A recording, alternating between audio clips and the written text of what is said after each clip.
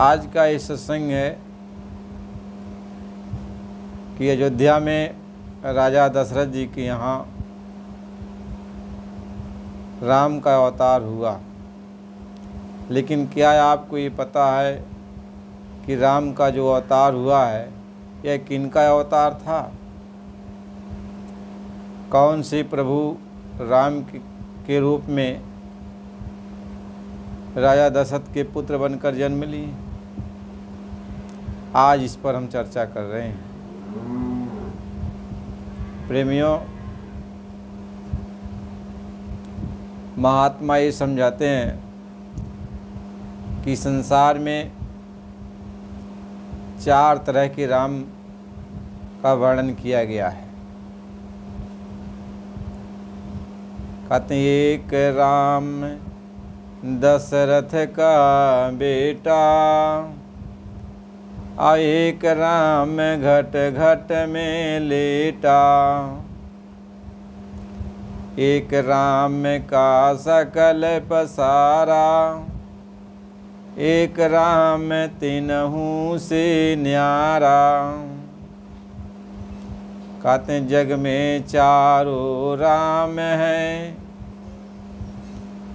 3 राम व्यवहार,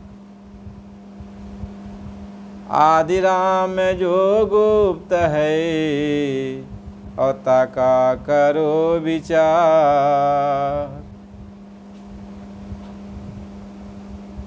महात्मा ये समझाते कि संसार में 4 तरह के राम हैं। एक राम तो भगवान राम जो राजा दशरथ जी का पुत्र बनकर जन्म लिए, ये पहले राम है। दूसरा राम जो हमारा मन है, आपका मन है, ये दूसरा राम है। तीसरा राम यह हमारी आपकी सबकी ये आत्मा है। ये 3 तरह का जो राम है यह व्यवहार में आते हैं। यह संसार में व्यवहारिक जो कर्म होते हैं, एक कर्म ये तीनों राम मिलकर ही कर रहे हैं। लेकिन चौथा राम जो इन व्यवहारों में नहीं आता, गुप्त है, महात्मा कहते हैं उस राम का तुम विचार करो। वह चौथा राम कौन है? देखो, वह चौथा राम जिनके बारे में हम सभी लोग बराबर प्रयास करते हैं जानने के लिए, वह चौथा राम जो निरंजन भगवान हैं, उनको चौथा राम कहा जाता है। यह संसार में इन 4 राम का जिक्र किया जाता है। लेकिन जो चौथा राम है वो कभी भी इस धरती पे नहीं आते। उन्होंने इन तीनों रामों को ये भार सौंप दिया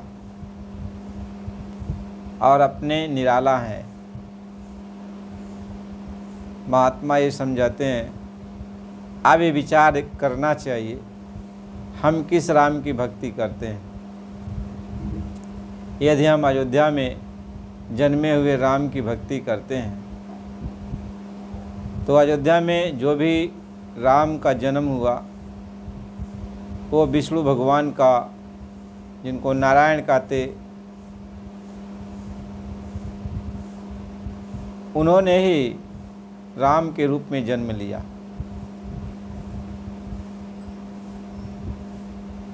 अब हम भक्ति किसकी कर रहे हैं? राम की भक्ति कर रहे हैं, विष्णु की भक्ति कर रहे हैं, या आप कहो नारायण की हम भक्ति कर रहे हैं।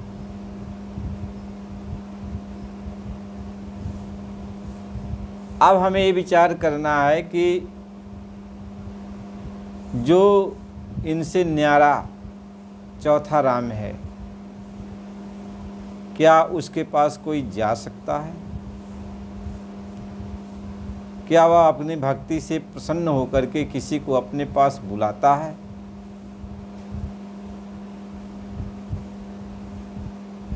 प्रसंग ये आता है कि जो चौथा राम है, जिनको निरंजन भगवान कहा जाता है, उन्होंने आद्या महाशक्ति को यह सृष्टि का सारा भार सौंप दिया और कहा कि तुम सृष्टि के जगत माता बनोगी और तुम्हें पिता बनोगी। मेरा भेद कोई नहीं जानेगा तुम्हारे सिवा। अब आद्या महाशक्ति ने ब्रह्मा विष्णु महेश को उत्पन्न किया, लेकिन ब्रह्मा विष्णु और महेश ये भी अपने पिता निरंजन भगवान का दर्शन नहीं पाए। आप विचार ही करो, जब निरंजन भगवान का दर्शन ब्रह्मा जी नहीं पाए, विष्णु भगवान नहीं पाए और भगवान शिव नहीं पाए, तो यहाँ कौन सी ऐसी आत्मा है जो इतनी बड़ी तपस्या करेगी और निरंजन भगवान का दर्शन पा जाएगी? इसलिए तो वेद नैति नैति कहता है। वेद एक आता है, आवाज़ तो हमने सुनी, लेकिन कुछ और है आगे जिसके बारे में हम जान नहीं सकते। कहीं वेदों नैति नैति गहराया, वेद भी नैति नैति ये कहता है कि यहीं तक नहीं है, इसके आगे कुछ है, लेकिन उसके बारे में हम नहीं जानते। उसके बारे में हम नहीं जानते। ये ब्रेक लगा दिया गया है, ये ब्रेक लगा दिया गया है। कोई भी उनके बारे में नहीं जानता।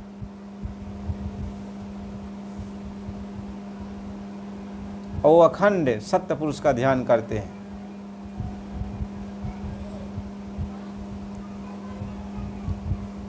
महात्मा इस बात को समझाते हैं।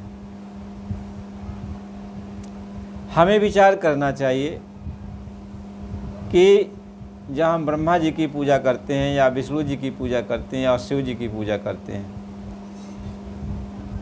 तो कोई भी हो अपने से ज़्यादा किसी को कुछ नहीं दे सकता है।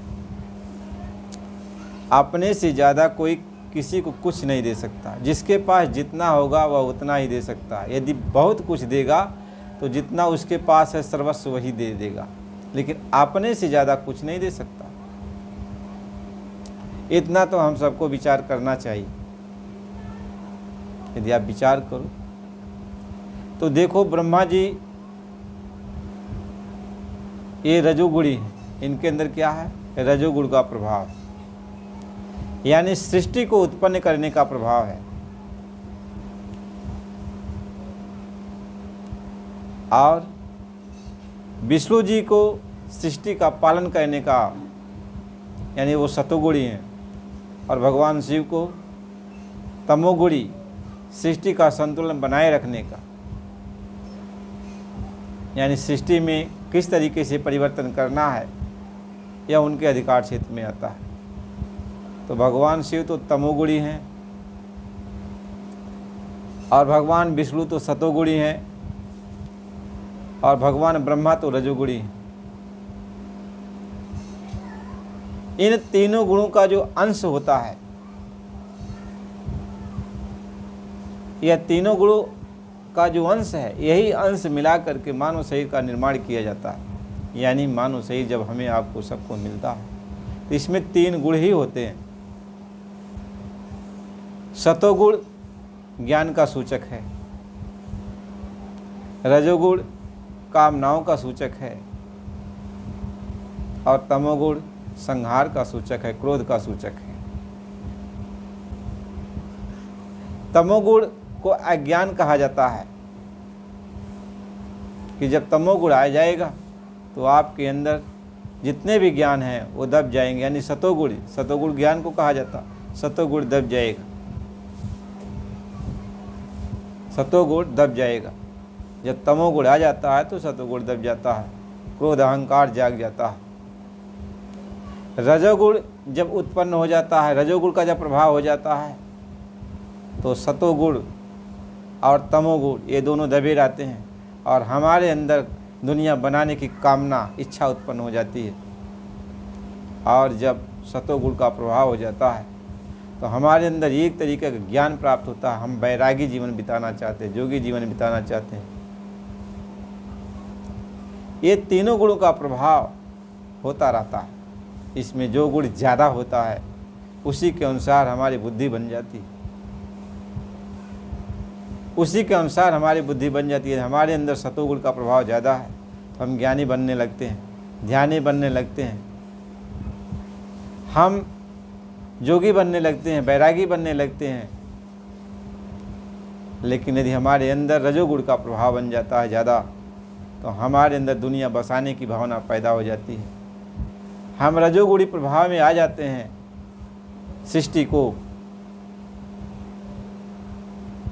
आगे बढ़ाने के लिए हमारे अंदर ये होता है कि कितना हम जो है दुनिया में घुल मिल जाएं और परिवार ज़्यादा उत्पन्न करें और ज़्यादा जो है सुख सुविधा से रहें, ज़्यादा ऐश आराम, मतलब नाना प्रकार की ख्वाहिशें आ जाती है। और जब तमोगुण का प्रभाव आ जाता है तो ये दोनों गुण जब दब जाते हैं, रजोगुण और सतोगुण का ज्ञान दब जाता है। अब हम मनमानी काम करते हैं, यानी अंधकार सामने आ जाता है, अज्ञान सामने आ जाता है। यानी ज्ञान के द्वारा नहीं, ज्ञान के द्वारा नहीं, कामनाओं के द्वारा नहीं। अब जो दिल में आया, जैसा भी आया, अच्छा हो बुरा हो जो भी हो, हम कहने लगते हैं। प्रमाद उत्पन्न हो जाता है, आलस उत्पन्न हो जाती है, निद्रा उत्पन्न हो जाती है, अहंकार रग रग में समा जाता है, बात बात में क्रोध उत्पन्न होने लगता है, तब तमोगुण का प्रभाव हो जाता है। ये हर मनुष्य के अंदर ये तीनों गुण ऊपर नीचे होते रहते हैं। तो आप सोचो, यदि आप शिव जी की भक्ति करते हो और शिव जी आपको प्रसन्न हो जाएं तो आपको क्या दे सकते हैं? क्या दे सकते हैं? जहाँ तक उनका बनाया हुआ चीज़ है वही सारी चीज़ें आपको दे सकते हैं। जहाँ तक उनकी शक्तियाँ हैं आप उनकी शक्ति को प्राप्त कर सकते हो। जहाँ वो बसे हैं, जिस लोक में रहते हैं,